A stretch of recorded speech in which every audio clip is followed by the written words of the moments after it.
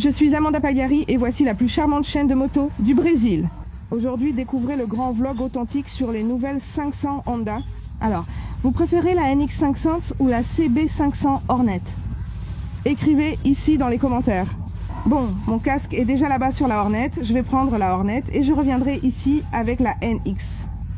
Le rouge est superbe, mais la noire est incroyable aussi. Oui, c'est ça, allons-y.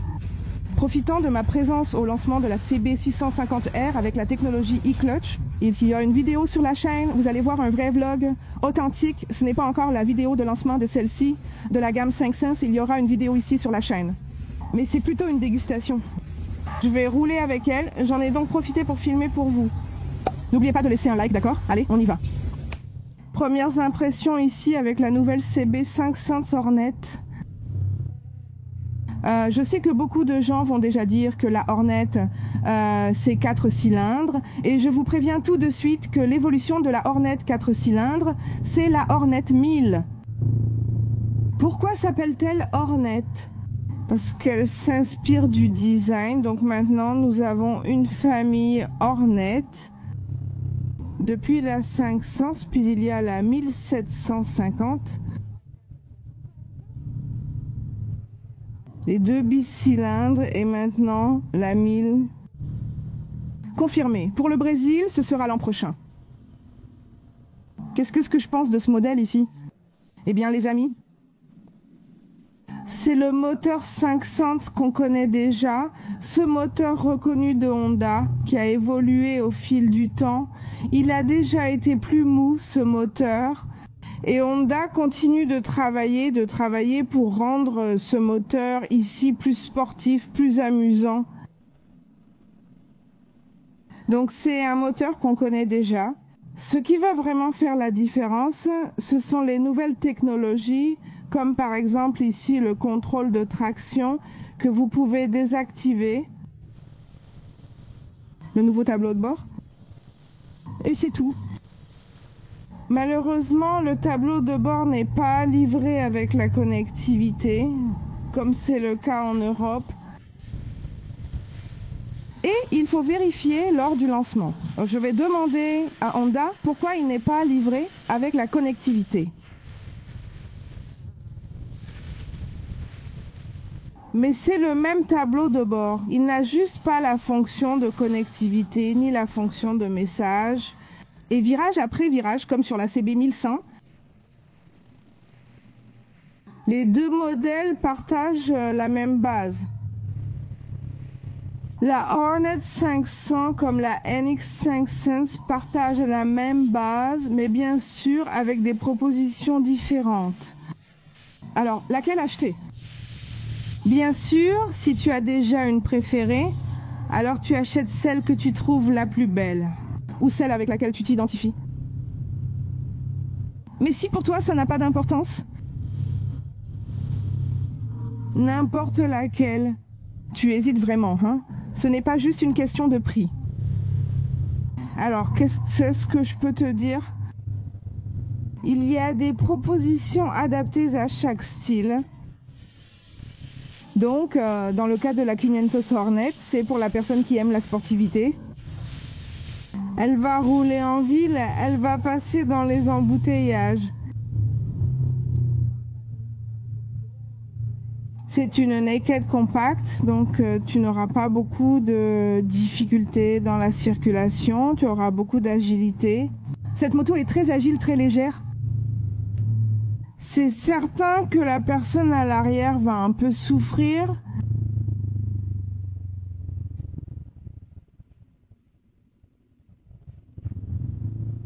Surtout ici, sur cet asphalte rafistolé, la suspension de Honda souffre un peu, donc ce n'est déjà pas recommandé. Si vous allez rouler sur ce type de terrain, l'asphalte est vraiment abîmé, soit dit en passant. Mais si vous allez prendre des virages, sortir le week-end avec des amis, faire une balade, profiter de quelques virages, prendre la route, la 500 Hornet sera cette moto pour vous, une conduite plus axée sur le sport, la performance. Mais c'est vraiment pour accélérer, c'est la vérité. Donc, en mettant de côté toute la question du design et la conduite, puisque vous gardez les jambes plus repliées ici, hein, parce que c'est une naked, il est possible de voyager avec la 500 Hornet, oui. Mais il faut juste faire attention car vous n'avez pas d'endroit pour mettre des bagages. Tu vas mettre un coffre sur ta CB 500 Hornet? Certains en mettent, je ne juge pas. Même sur une sportive, certains ajoutent un coffre. Mais toi, tu vas en mettre un. Si tu veux en mettre, pas de souci, mais les valises latérales ne rendent pas bien. Donc c'est une moto plutôt pour des allers-retours rapides, de courte distance, rouler en solo, la performance, le côté sportif, les virages, le circuit, la ville. Donc c'est ce que cette moto représente et aspire à être.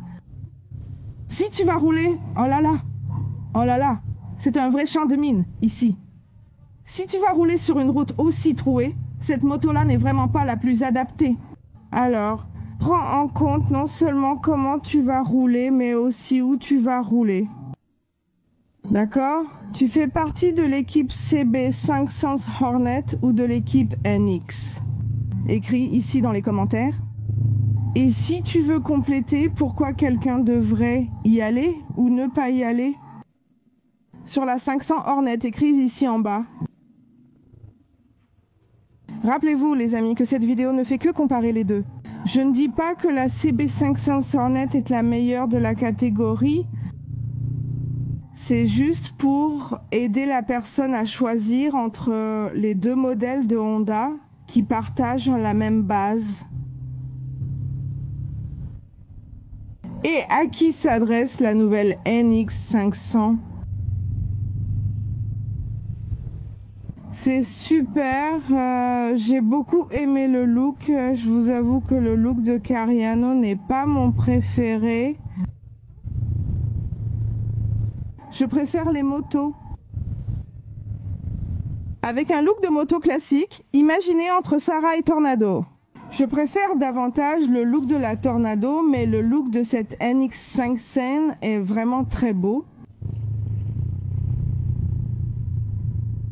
Bonne suspension. Oui. Je préfère davantage la NX 500. Vous savez déjà laquelle je préfère. D'ailleurs, je suis une personne grande. J'ai même oublié de le mentionner. Dans la vidéo de la 500 Hornet, que les personnes plus petites, de petite taille, vont mieux s'en sortir sur la naked. Et comme je suis une personne grande, on a une jante de 19 ici à l'avant. Donc c'est une moto qui a une position plus haute, une posture plus droite et qui est beaucoup plus confortable. Pour que vous puissiez voyager longtemps et parcourir de nombreux kilomètres. La selle est plus confortable que celle de la 500 Hornet.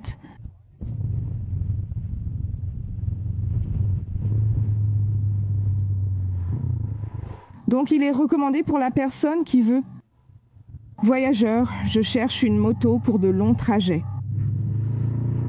Ce n'est pas une grosse trail, mais une crossover. Que signifie cela? Cela signifie qu'elle est faite pour l'asphalte, mais cela ne veut pas dire qu'elle n'a pas de suspension pour supporter un peu de terre. Et en plus, il y a ici la protection aérodynamique, ce qui aide beaucoup. Mais même si la personne ne va pas l'utiliser pour voyager, elle l'utilisera pour voyager 1 fois par mois ou 3 fois par an, même sans voyager vraiment. Disons-le comme ça, cette moto ici finit par être très confortable pour le quotidien.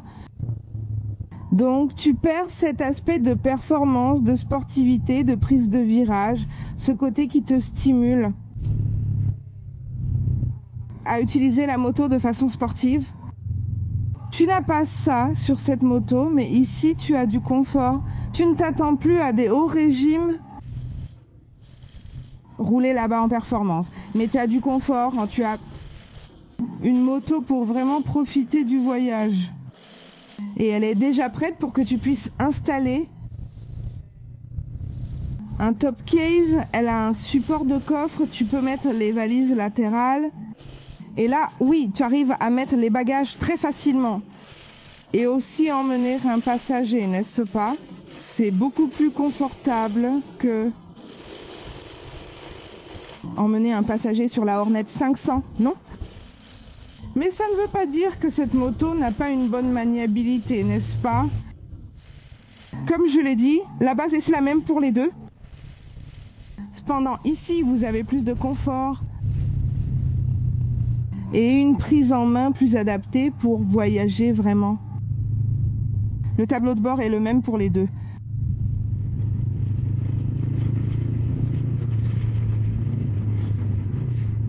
La prise. C'est cette chose moche ici. Regarde, laisse-moi te montrer. Ah, c'est moche les gens. Point négatif.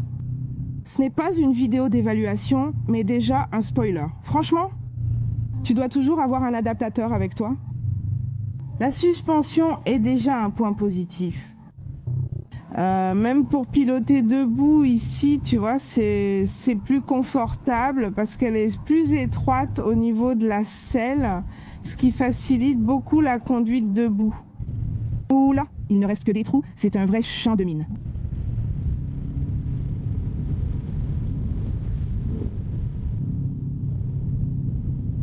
On parle toujours de tout-terrain hors route, mais regarde, pour prendre les virages. Elle a la même maniabilité et agilité que la CB500 Hornet. Pour moi, cette moto est très agréable. Elle est vraiment polyvalente. Donc, vous pouvez l'utiliser de différentes façons et elle fonctionne très bien maintenant avec ce nouveau tableau de bord. L'équipe est incroyable. C'est dommage qu'il ne soit pas là. Le Global Positioning System, non. La connectivité, virage par virage, mais ça va.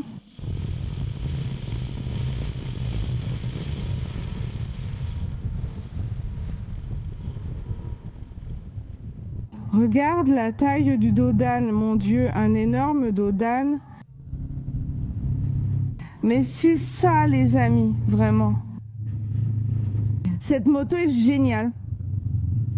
Plus technologique, elle a aussi un contrôle de traction, tout comme sa sœur Naked. Des changements.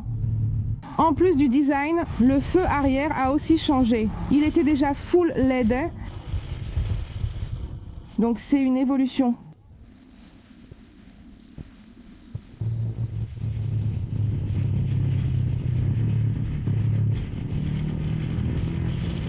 Beaucoup de routes asphaltées ressemblent à des chemins hors route, avec tous ces trous et réparations.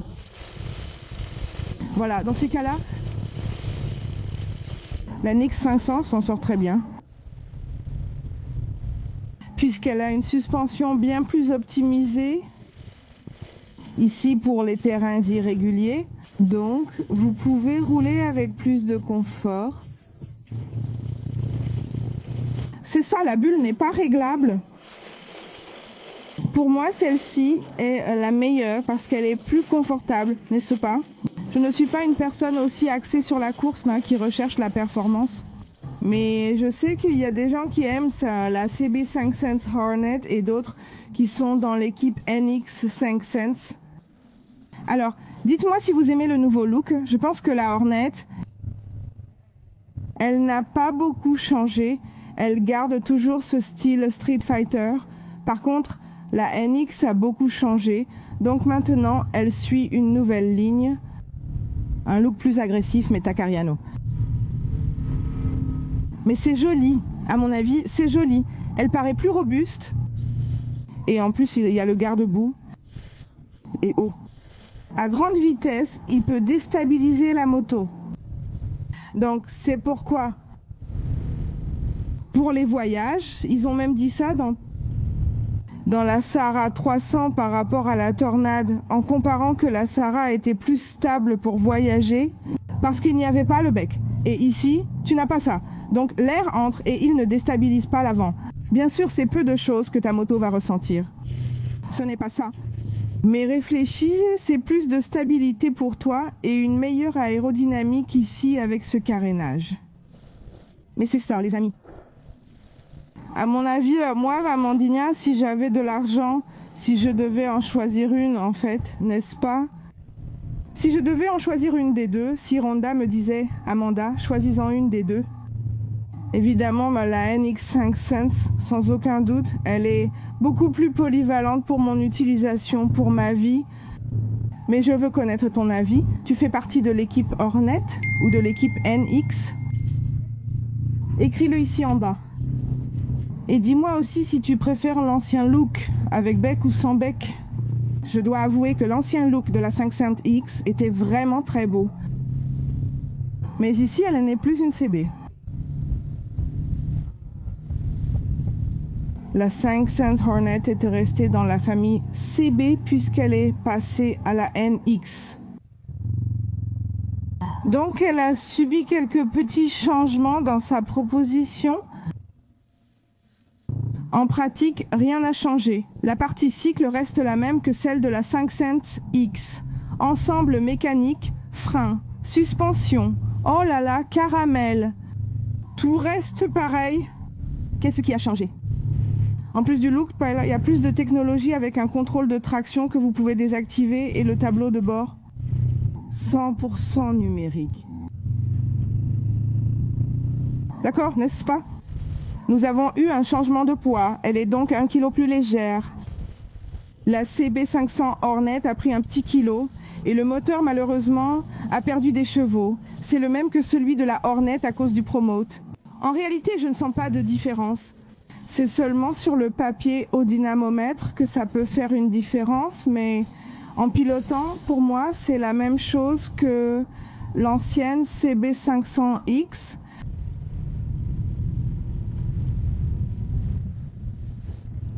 C'est ça, un vrai vlog authentique pour vous, en train de vous montrer ici cette petite balade avec les nouvelles 500 de Honda. Il y aura une vidéo de lancement d'elle maintenant en août. Alors, abonnez-vous déjà à la chaîne et activez la cloche. Comme ça, dès que ça sortira, vous recevrez en avant-première tout ce qui a changé. Technologie embarquée, tableau de bord en détail. Quand je l'aurai, je ferai une évaluation détaillée, façon Motoplay, avec les points forts et faibles. Dans cette vidéo, c'est plutôt une question de dégustation, comme Honda l'appelle dégustation,